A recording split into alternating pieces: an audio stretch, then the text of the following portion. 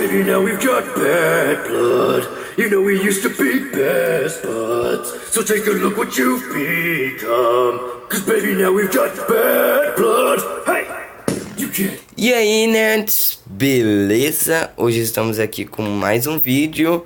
E bom, hoje eu trago nesse vídeo a história do multiverso da DC. Então se você quer continuar vendo o vídeo, dá aquele like gostoso e não se esqueça de se inscrever no canal, ok? Então, vamos lá, né? Bom, a história do multiverso DC. Na década de 1940, os quadrinhos americanos eram dominados por coloridos super-heróis uniformizados, né? Com todos eles tendo suas inspirações em Superman e Batman. Haviam dezenas de heróis diferentes, alguns populares e outros que fizeram algumas aparições e sumiram para sempre, né? Até o início dos anos 50, toda essa horda estaria extinta na DC Comics.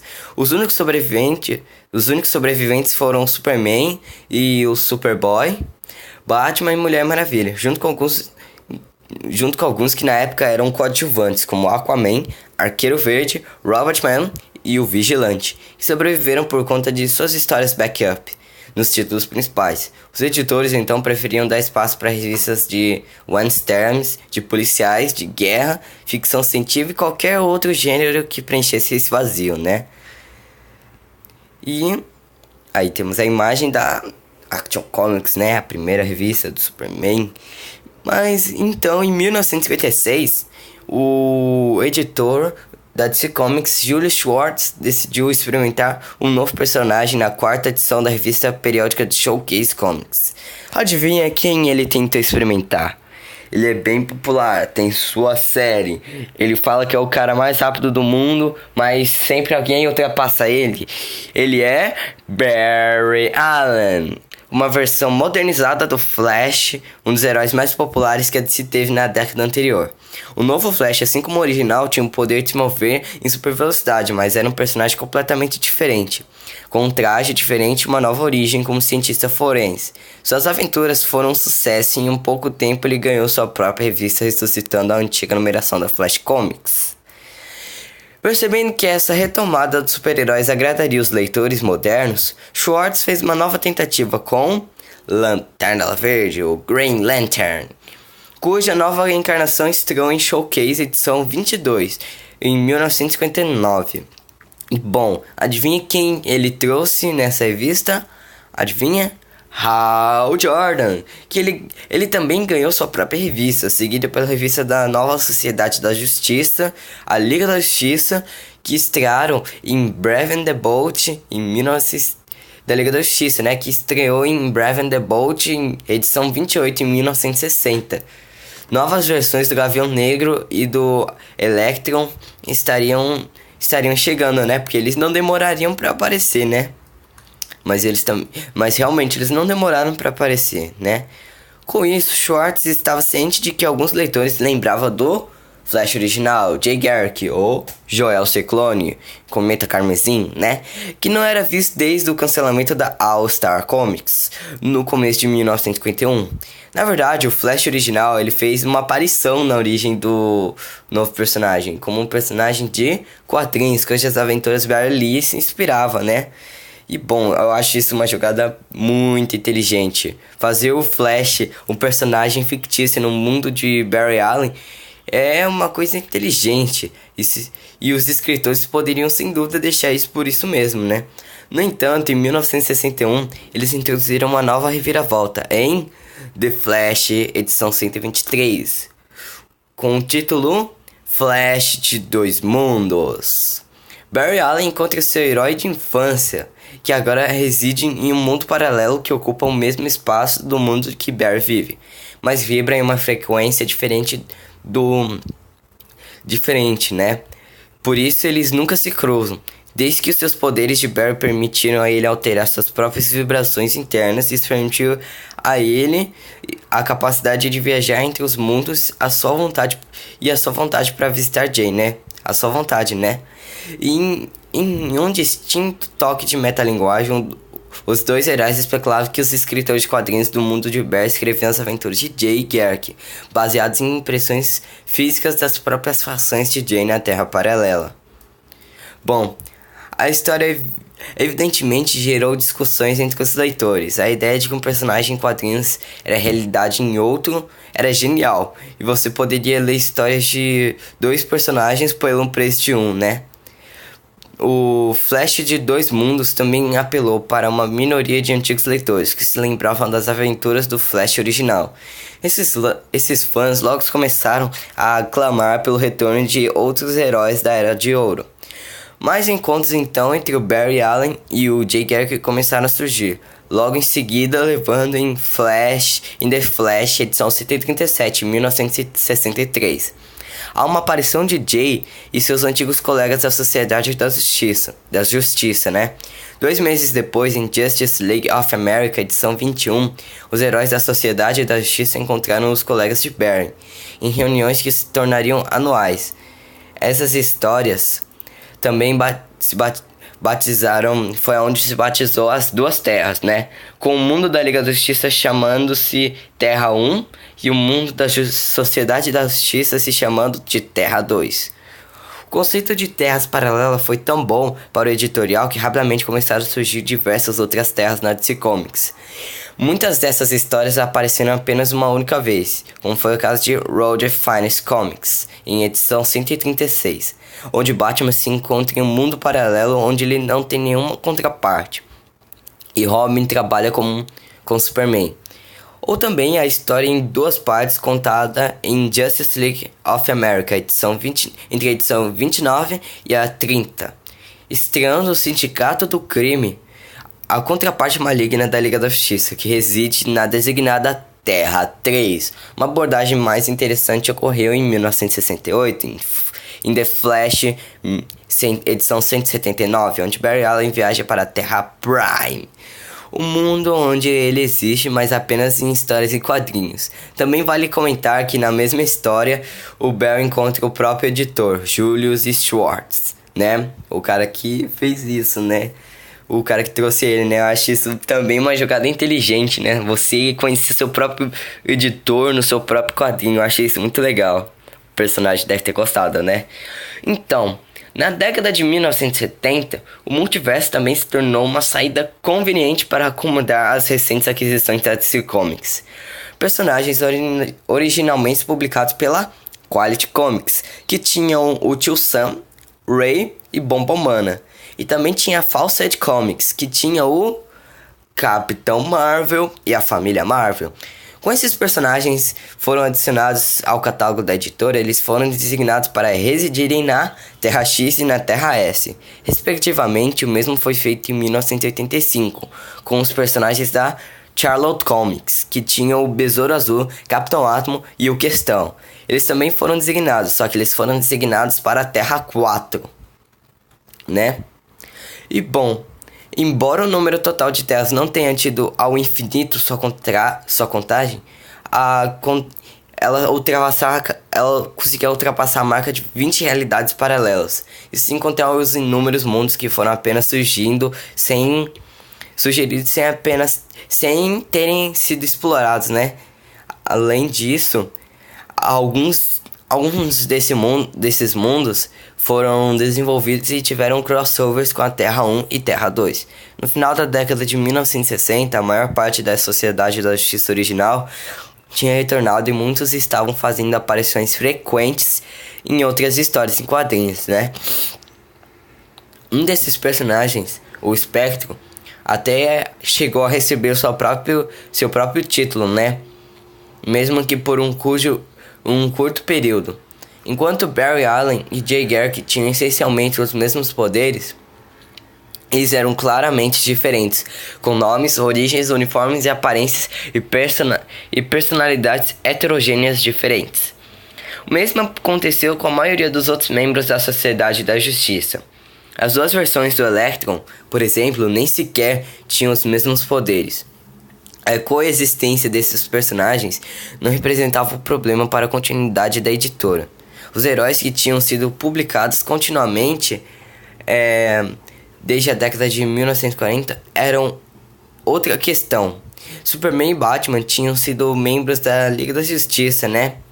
E com isso, eles tinham... embora eles apareceram em algumas histórias.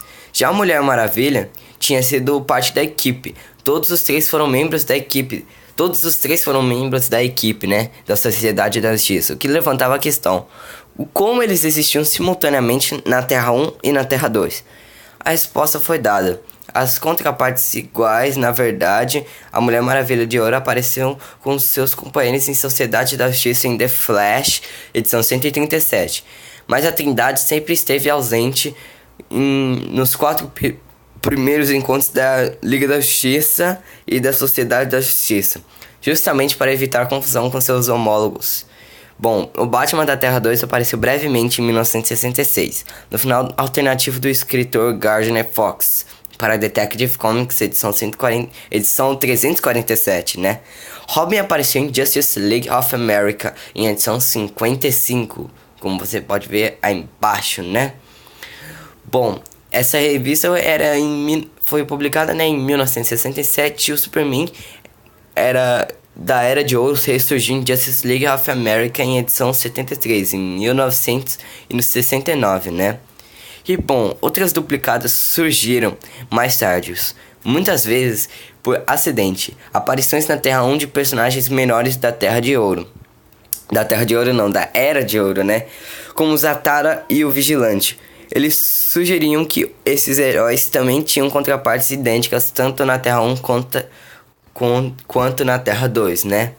Embora os fãs tenham gostado de saber das diferenças entre os heróis da Terra 1 e da Terra 2, o potencial de grande dos heróis da Terra 2 eram deveras inexplorado. Mas seu momento de brilhar chegou em 1976, quando a Sociedade da Justiça renasceu nas páginas da All Star Comics. O ressurgimento da série desenvolveu os personagens da Era de Ouro, seu novo mundo. Robin agora era um embaixador da ONU. Superman envelheceu, assim como Bruce Wayne. Bruce Wayne também se tornou um comissário de polícia em Gotham City. Novos personagens foram aparecendo, né? E também foram introduzidos na nova Terra 2. O primeiro foi a Poderosa, debutando em All Star Comics de 1976.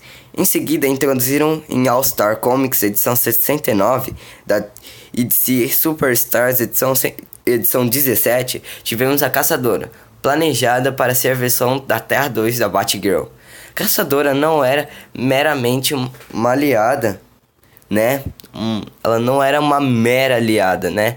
Mas também não era uma imitadora do Batman, mas sim a filha de 20 anos cruzado e encapuzado, né? Em 1977, a Mulher Maravilha da Era de Ouro começou a aparecer em histórias da sua contraparte da Terra 1, no esforço tardio de capitalizar em cima da série live action da personagem. A Caçadora ganhou seu próprio título após a edição final de Batman Family, em 1978. E em 1979, o Superman da Terra 2 ganhou uma revista intitulada Superman Family, que se passava no início dos anos 50, até mesmo reformando os heróis da Quality Comics. Os Combatentes da Liberdade ganharam seu título próprio, só que se passando na Terra 1 ao invés da Terra X. Então, essa expansão do universo DC sofreu um revés em 1978, o que ficou conhecido como Implosão DC, onde mais de dúzias de revistas foram canceladas. Em 1981, a All Star Squadron estreou apresentando os heróis da Era de Ouro em seu auge durante a Segunda Guerra Mundial. A revista dedicou grande parte de suas histórias para resolver as questões não respondidas e aparentes contradições da continuidade da Terra 2. Uma nova série de backups estreou em DC Comics Presents, mostrando team-ups de heróis da Terra 2 como Superman da Terra 1, né? A Caçadora ganhou uma série de backups na revista da Mulher Maravilha, enquanto o Senhor Destino da Terra 2 ganhou suas próprias histórias dentro da revista do Flash. Em 1984, os Filhos e Protegidos da Sociedade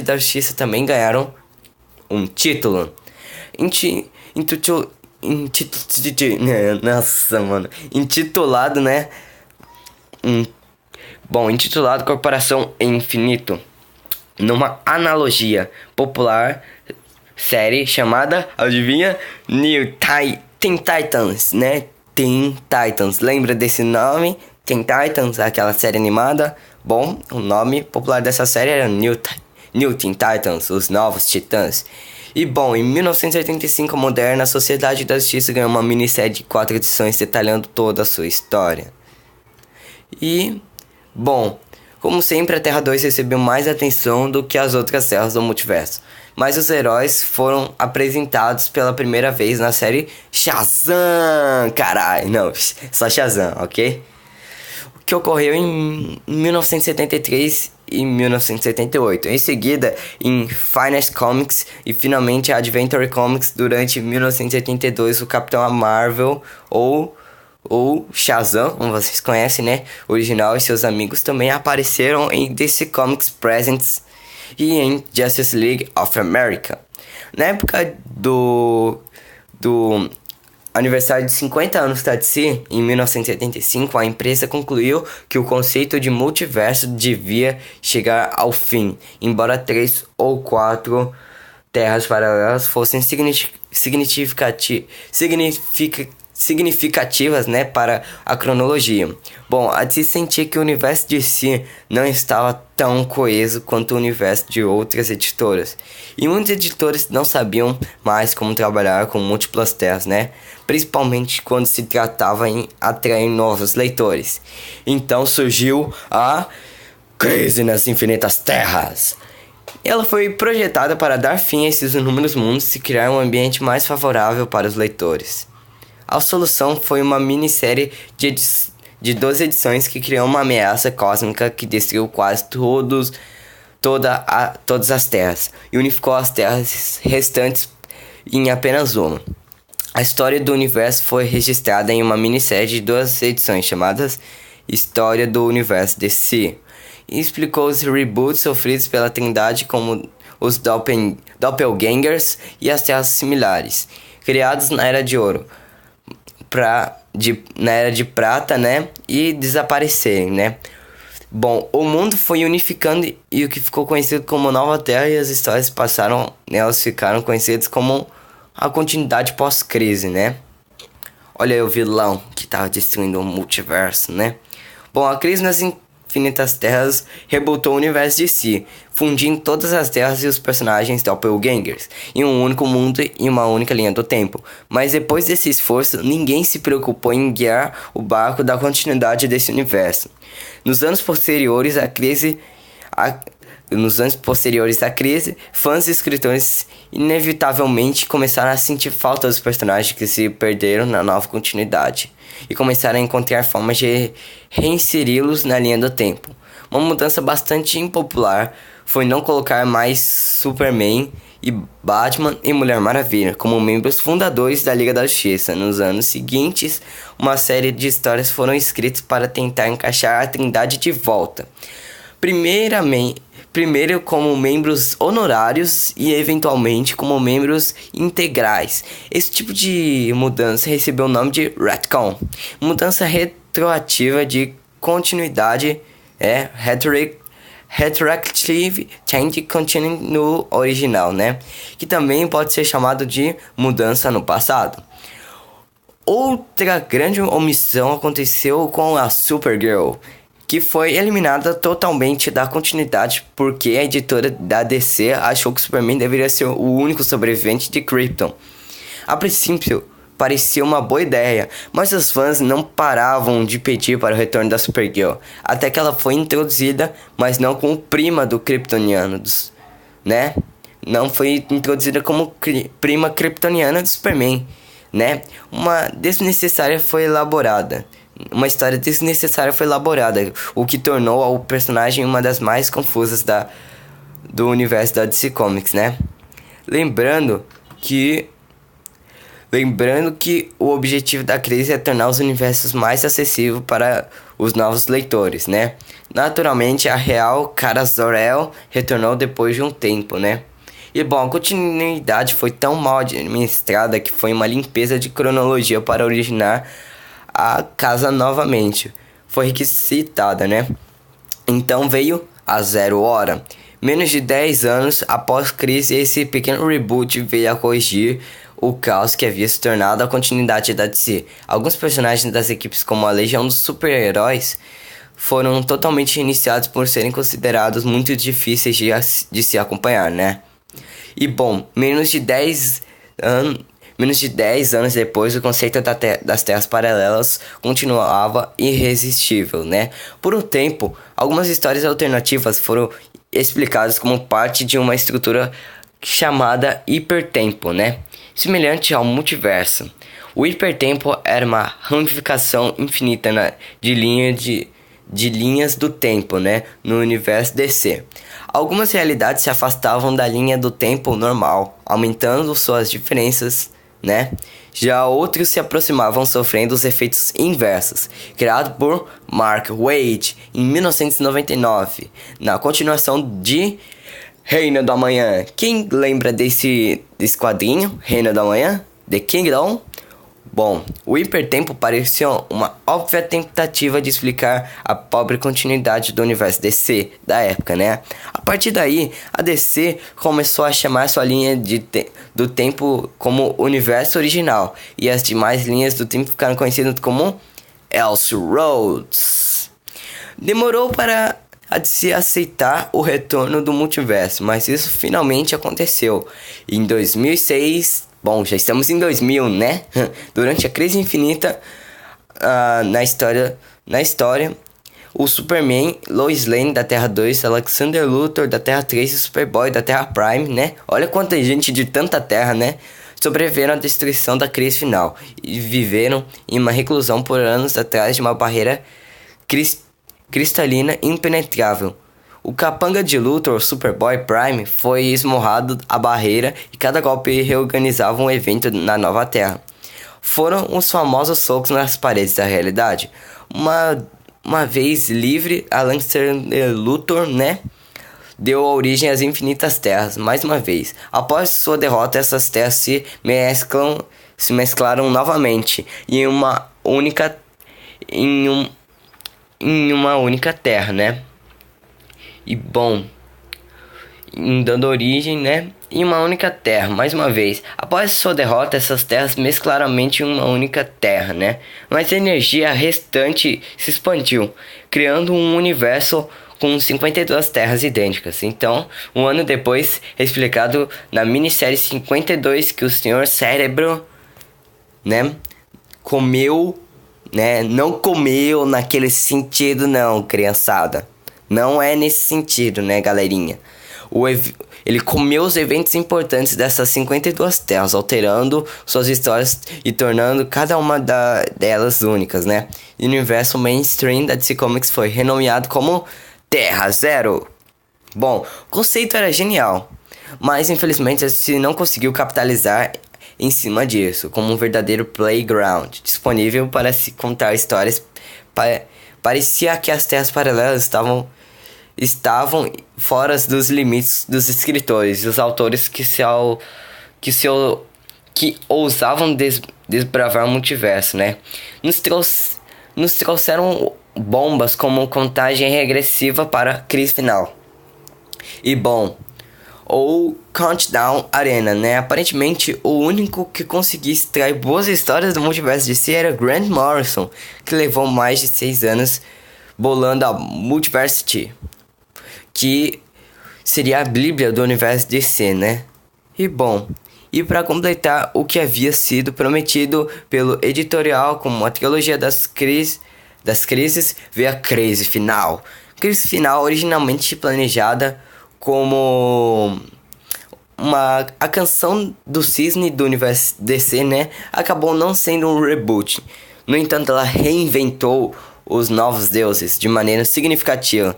Também foi uma tentativa de introduzir alguns novos conceitos e personagens interessantes.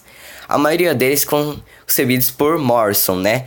Mas a mão de seu criador, sem a mão de seu criador, esses spin-offs fracassaram na mediocridade, né? E bom, após os esforços colocados em crise infinita 52 e crise final, foi surpreendente a decisão da DC em 2011 de abandonar seu antigo universo e iniciar tudo de uma vez. Mais do que provavelmente o motivo por fazer isso eram as vendas, né? Embora os quadrinhos da DC vendessem bastante, a competição entre as editoras aumentou. Atualmente, os quadrinhos são considerados storyboards para filmes e séries de TV. No espaço de uma década, a presença da DC explodiu em jogos de videogame, animações e séries de televisão, uma forma de atrair dólares extras desses fãs de outras mídias. Foi oferecer para eles uma entrada no universo de quadrinhos. E, bom, Flashpoint apareceu, né? Pareceu ser mais um evento de quadrinhos qualquer e muitos leitores não perceberam que em um novo reboot estava para vir, né? Após o final da série, a DC relançou 52 novas revistas mensais, reinventou seus personagens e reviveu títulos populares do passado. Esse universo pós-Flashpoint recebeu o nome de Novos 52, né? O multiverso dos Novos 52 também foi reformulado e muitas das terras receberam novas configurações, principalmente com o lançamento da Multiversity, que acabou saindo em 2014, né? E você pode conferir todas as 52 terras do multiverso DC em outro vídeo que eu irei fazer, ok? Bom, também é importante lembrar que o Flash de Dois Mundos não foi a primeira história da DC Comics a apresentar o conceito de universo paralelo. Em 1º de maio de 1959, foi lançada nas bancas a edição 59 da revista da Mulher Maravilha. Na história, Diana acidentalmente viaja para uma outra terra que é um espelho do mundo em que vive. Nessa terra, ela encontra a Terra Humana. Terruana. Eu não sei como é que se fala esse negócio. Terruana. Eu acho que é Terruna, né? Bom, sua contraparte idêntica e juntas lutam para libertar o reino de Tara, que está sob o comando do maligno Duke Dazan. Em Wonder Woman, sim, edição 59 foi a primeira vez que a DC explorou o conceito de terras paralelas e a terra de Tara Terruna foi denominado por muito tempo como Terra 59, após o estabelecimento do multiverso em Flash de Dois Mundos, né? Bom, isso significa que teríamos o quê? 59 mundos se ainda existisse tudo isso, né? Mas então, galera, vocês entenderam a história do multiverso DC? Consegui trazer a história pra vocês? Vocês conseguiram? Bom, isso foi toda a história do multiverso DC até agora, né?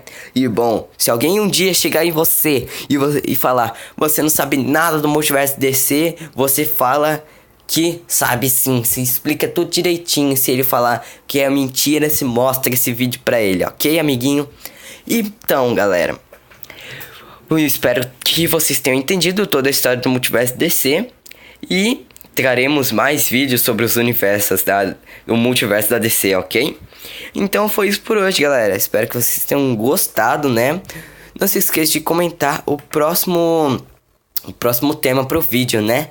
E bom, foi isso por hoje, galera. Espero que vocês tenham gostado. Não se esqueça de dar o like e se inscrever no canal, ok? E então eu fui! Me diga, você malha? Então faz 3 de 10. Me diz, você neima?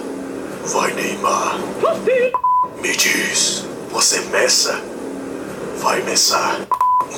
Você é o Pelé? Não, eu sou. Me diga, quanto é 5 mais 3? Não sei. Miserável. Esse vídeo você pode conferir no canal Voice Makers, ok? Fui!